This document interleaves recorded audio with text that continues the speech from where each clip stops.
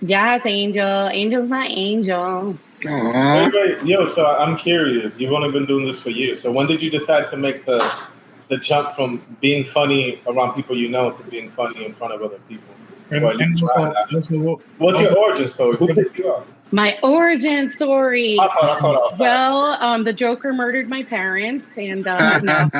So no. So Friend of the show. basically, a friend of the show.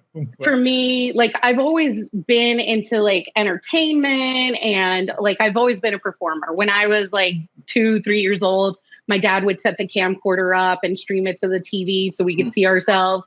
And my siblings would kind of be in Gaga land doing whatever, but I'd be like right in front of the camera, like, I'm Ashley Michelle, and I'm 3 years old, and here's my sister, and here's my brother, and it was just like so natural. And so I've always loved entertaining and performing.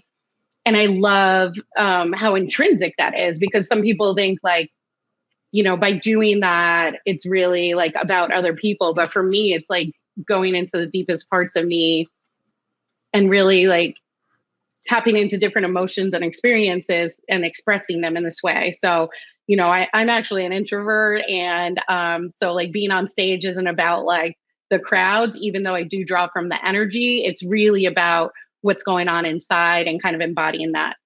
So then, I still never felt like stand-up comedy was within reach. I was such a fan and studied it in such a deep way, but it's definitely a very specific art. And I just didn't know if I could take my natural like excitement for telling stories and embellishing and making it tight enough to, come into joke form and like get those laughs per seconds that you need to do when you're performing.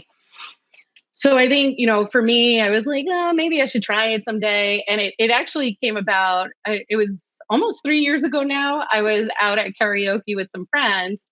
And one of my friends, who is a comedian, was nervous about performing. And I pinky swore to him that if he performed that night, I would try stand up comedy. Took me 2.5 years to make good on that promise, but I eventually did. And, the lockdown was really the thing that shifted for me, because I don't know if any of you went through existential crises. I'm still going through mine. But a part of that was like, what's missing in my life now that like everything's come to a halt? Like, what am I bringing into my life that's just taking up space and not really filling my cup? And what are things that I really need in order to like fulfill who I want to be? And two big themes came up for me, and that was academics and creativity and arts. And I think for me, like growing up in poverty and just kind of like coming from so much struggle, being the first in my family to go to college and graduate from college, my goal was always just like financial security. I just didn't want to be in debt. I didn't want to have to worry where meals were coming from. So even though I always had this creative piece of me, it didn't feel like that would be fruitful to that goal of financial security and my stability that I was seeking. So I was kind of hampered that down.